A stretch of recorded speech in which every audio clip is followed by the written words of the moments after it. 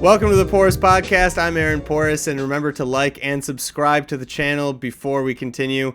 It really helps the channel, keeps you up to date, and supports me. Now, my guest today is Robby Berman, Israeli tour guide and author of the book Taq Taq, a collection of Arabic idioms in the Palestinian dialect. Robby, thank you so much for joining me. You're welcome. Good to be here.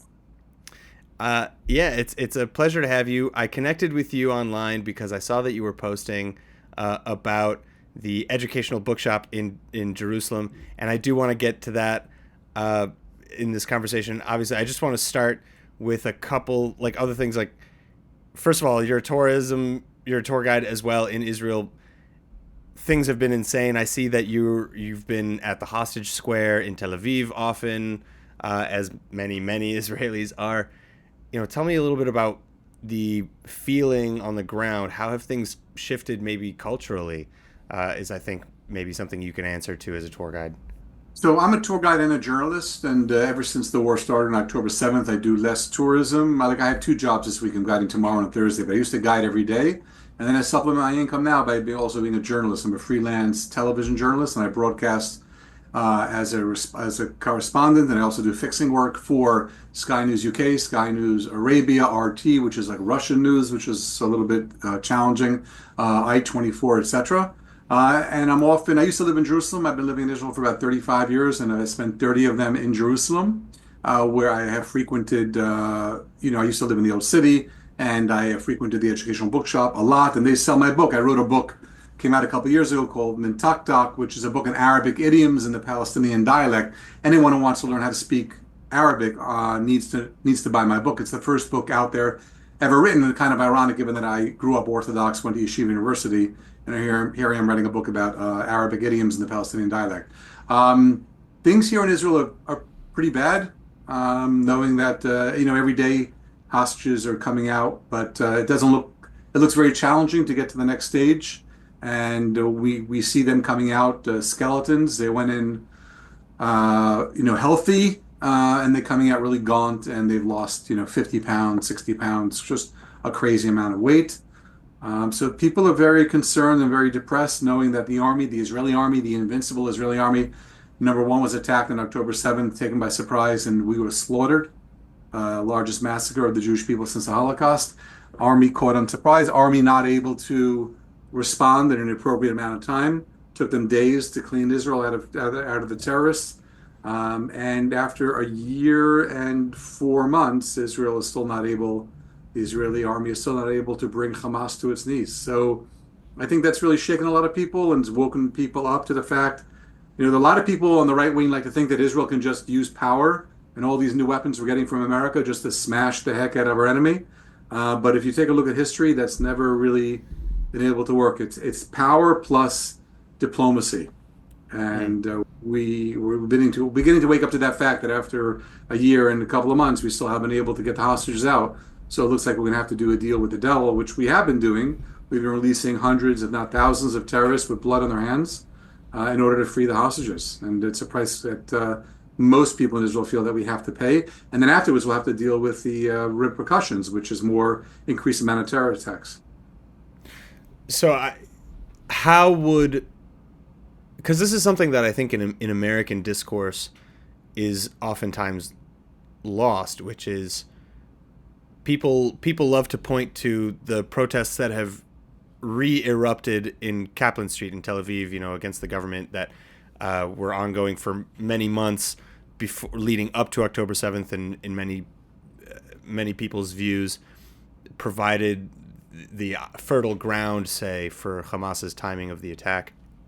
But that in terms of prosecuting the war, not many leaders have put up a different view of how they would have done that.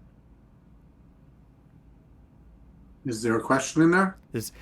How would you change that? What leader is presenting a different version? Because again, you're saying that Israel needs to maybe do more on the diplomatic side, that the force projection did not work, but yet, well, every other day, and I'm not kidding you, every other day there's another scandal coming out of the prime minister's office. So Bibi Netanyahu not only was a sitting prime minister in the worst tragedy in the history of Israel, and not only has he refused to appoint a state committee of inquiry, the latest scandal that just came out a few days ago was first it was a scandal that someone in his office was accused of stealing army documents, stealing classified army documents, and then giving it over to the Bild to a German newspaper. And Bibi said, I don't know who the guy is. And then we showed him videos of the guy in his office, on his helicopter, in his car. And then he said, oh, I know the guy. Yeah, he does work for me, but he's a real patriot. And then it turned out, just revealed a few days ago, and now the police are opening an investigation, that he had been on the payroll of Qatar. I think three of his internal staff were on the payroll of Qatar to make Qatar look good. So at the same time that we're negotiating with Hamas through Qatar, people are on Qatar's payroll in the prime minister's office. So every other day. So no. So I don't know what the solution is. I don't know who should be appointed. I have no idea. But I know that Bibi needs to go, and that's the feeling of the overwhelming majority of the country think Bibi needs to go a year and 4 months ago. The fact that he's still in the Knesset is just a pathetic stain on this country forever, and he will go down in the history books as the worst prime minister. All the good things that he did, or with the economy and privatization, all the thing, are out the window in comparison with what he's done to the country over the past few years. And hopefully he'll be thrown out of office soon. I mean, they had an inquiry a few years ago with the submarine process, Yeah, and with they have ThyssenKrupp, ruled that yeah. Bibi Netanyahu has endangered Israeli security, has weakened the Israeli army. I mean, I don't know how much more we can stand with a prime minister who just continually shows that all he cares about is staying in power. It is just beyond me, beyond me.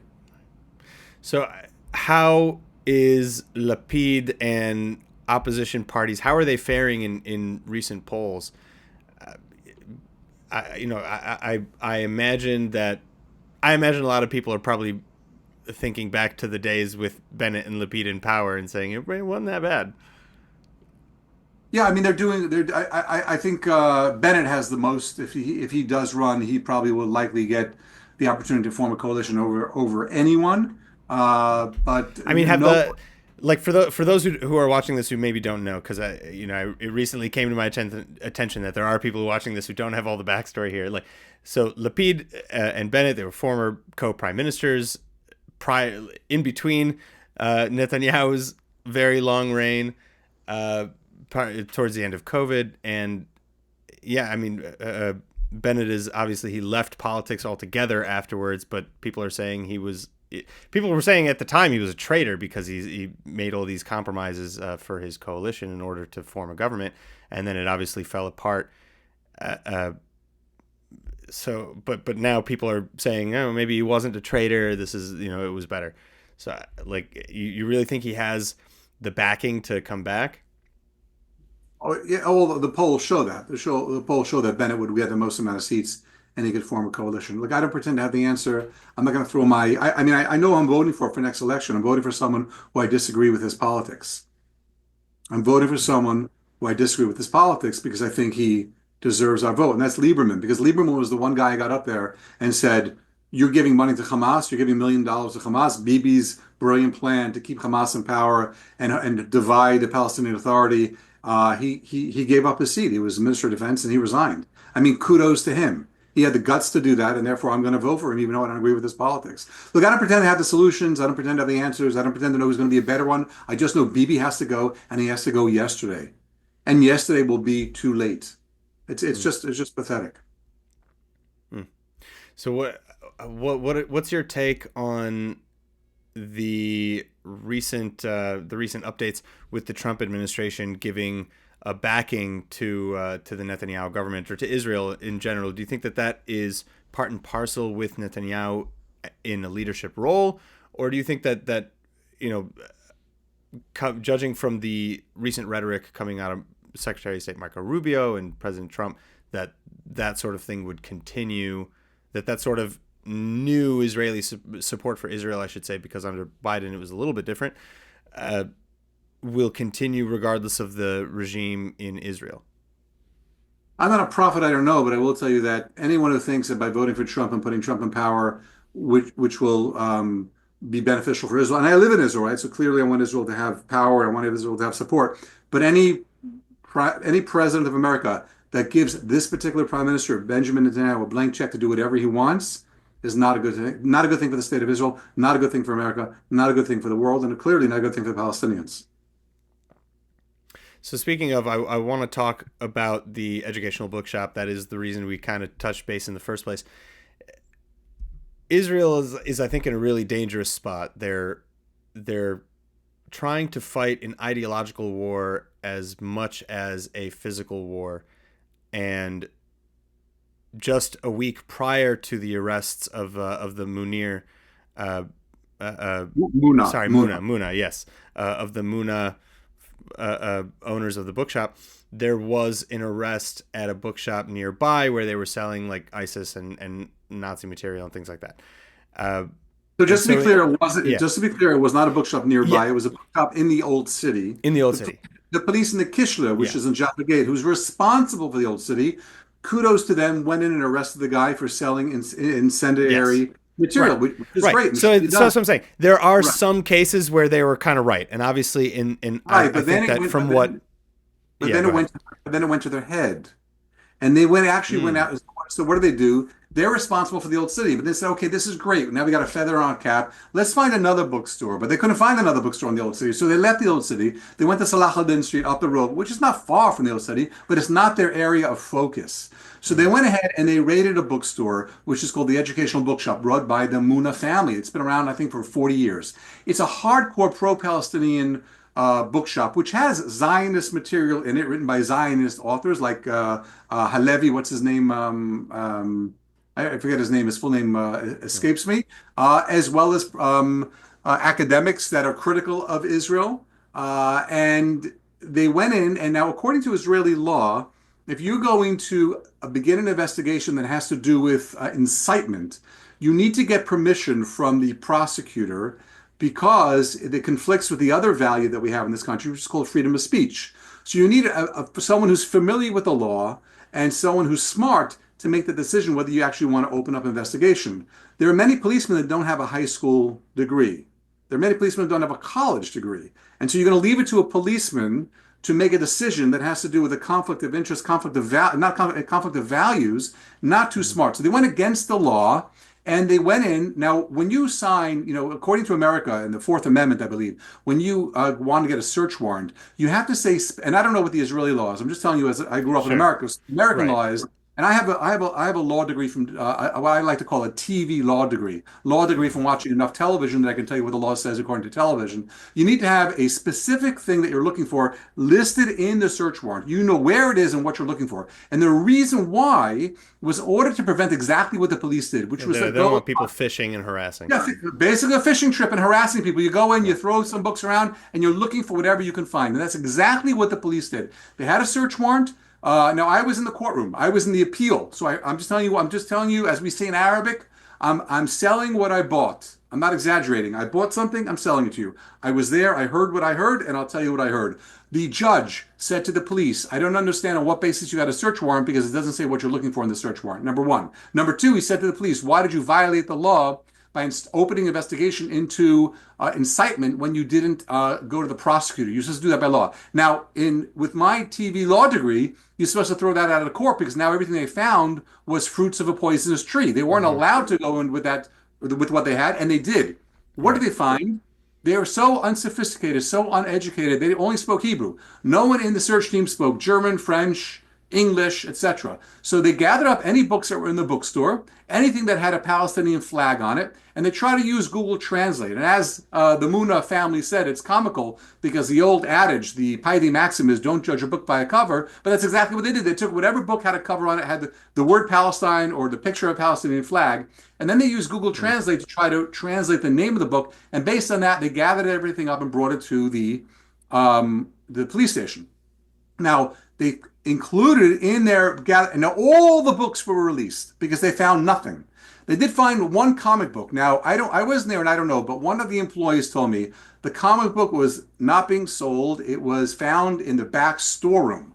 How it got there, I don't know. Sometimes people send them things and say, "Hey, will you please send this?" Maybe they did sell it. The book, I have not seen the comic book, but the comic book, from what I read, does sound like it has incitement material in it, inciting people for the It Intifada. was called From the River to the Sea, if I'm not mistaken. Yeah, the word river to the sea, Jews call for river to the sea all the time.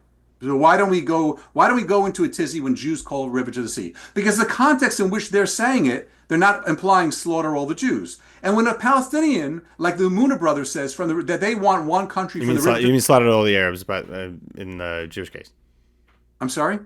You mean that when Jews say it, it's not necessarily in the context of slaughtering all the Arabs? Right. Yeah. Not slaughter all. Sorry, thank you for correcting me. And when Jews say from the river to the sea, they're not saying slaughter. They're not in their mind, and they're not implying let's slaughter all the Arabs. And when Arabs, some people, when you're marching through the street with your fist in the air and wearing a swastika, you say from the river to the sea. Yeah, that is a call for incitement. That's a call for violence. But there are a lot of intelligent people that say, we'd like one state from the river to the sea. Do you know who called for river to the sea?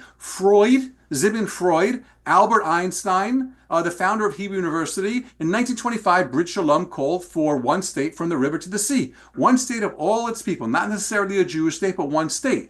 Eventually, they changed their mind, but that was the idea. Now, the term river to the sea does not necessarily mean violence against Jews. It depends on the context and who's. Anyway, so they got this one comic book, and based on the one comic book, they changed the charge, and they didn't charge him for incitement. They didn't. There wasn't even enough to charge him for incitement. They changed the charge for disturbance of the peace or behavior that was dangerous to public safety, which is basically a public nuisance or something like that. Which is crazy, a crazy charge to imagine when you go into a bookstore and Mahmoud and Muhammad are behind the counter selling books, and all of a sudden you're saying they're a danger to public safety.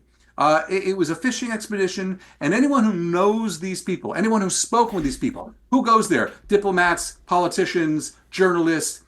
It's an academic bookstore, academics. Everyone knows these people are pro-Palestinian, pro one state from the river to the sea, giving everyone rights, Jews and Arabs. They're not terrorists. They're not in bed with terrorists. And it was an awful thing to do, awful thing to see. And really, it's one more. People say be careful going down the slippery slope. This country, Israel, is down the slippery slope. We're near the bottom. We're getting to the bottom of the slope. We have slipped already, and we're almost at the bottom of the slope. Do you think Israel is beyond reproach? Is beyond saving?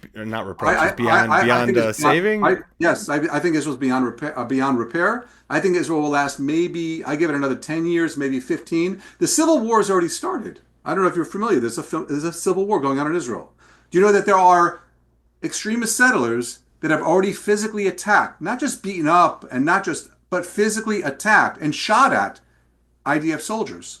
Do you know that when IDF soldiers were caught raping Hamas terrorists that were in prison, when the police went to arrest the soldiers, extremist settlers stormed. They didn't allow the arrest. But how did they not allow the arrest? They stormed into a military base.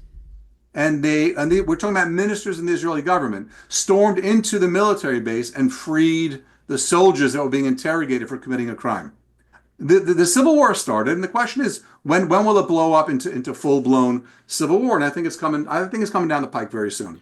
That's incredibly bleak. You really think that? Because when I think civil war, of course, I mean we're talking about incidents here that are physical in nature, and we're talking about. But ultimately, I think we are still talking about anecdotal situations, that it's not necessarily like an organized, hey, we're going to divide the country and actually have a brother on brother fight, like in Hebrew milchemet achim, like right. That's a real like civil war in my imagination that literally divides the country, people picking up arms and marching down the streets and fighting each other. Like, you really think that Israel is heading down that path? Mm-hmm. You've seen it already. Well, why do you ask the question? The question is not whether it's headed down the path. The question is whether or not it's going to continue down the path. Why do we think it's not? When I made Aliyah in 1989, there were 100,000 settlers. The overwhelming majority of settlers in the West Bank are good, peaceful people that are not looking to kill. Right. But there's a small percentage that is a small percentage. Now the settlements have grown into over 500,000 people. But it seems to me that what we're talking about is even in this case, a diplomatic solution in that a regime change could and arguably would shift the attitudes on this issue and could bring things around. I mean, even you just said that the majority of people are actually praying for a resurgence of the Bennett years, which was the first coalition that was a broad centrist coalition, including an Arab party in the Knesset. If a majority of the people support this, that to me does not, in the same sentence, say we're heading towards a civil war.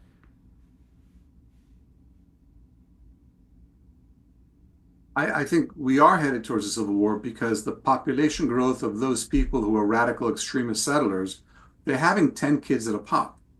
So one doesn't need to be a genius in mathematics or compounding to understand where that's going.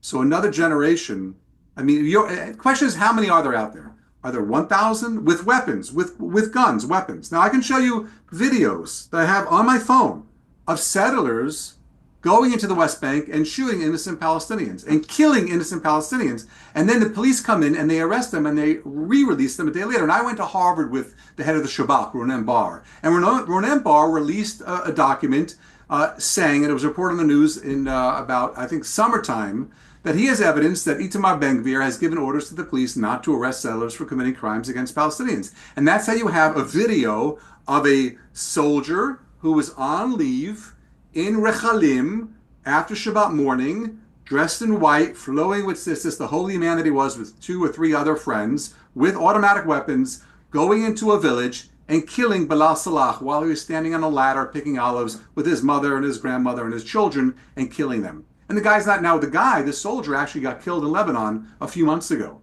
But there are other soldiers, other people, other settlers out there that have committed awful, horrendous crimes. Did you see the video of the settler, of the extremist settler that went into Masafer Yatta, into someone's house, kicked open the door of a Palestinian home? This is on video, you can Google it.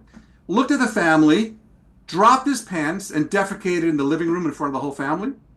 Do you know what that does psychologically to the Palestinian family? These guys are nuts. They are insane. They're Messianic extremists that the population is growing and growing and growing, and they're armed, and the police aren't clamping down on them. Even if we were to get a left wing, and there's no more left wing that's left, but even if we were to get a left wing government in place, there's a civil war coming down the road. And I think it's irreversible because the rabbis have not stood up and put their foot down and stopped this nonsense. They haven't done it. They let it get out of control. I mean, I've heard of some of these incidents. I haven't heard of that one, and I'm not doubting it. And it's horrible. Yeah, 3 days ago, I'm just shocked. I'm just shocked to. It's just shocking to contextualize just how bad it. You saw the murder of Kestenbaum. There was a terrorist attack in Jerusalem, and a guy who was a lawyer who had a licensed handgun jumped out and killed one of the terrorists, and then one of the ultra-Orthodox settler terrorists, not ultra-Orthodox, but, very religious right-wing settlers with Gazumbat, I think they're called, saw him, thought he was a terrorist, honest mistake, but when Kestenbaum, the lawyer, realized that they thought he was a terrorist, he threw his gun on the floor, he took off his shirt to show he had no explosives, picked up his hands, and he was executed.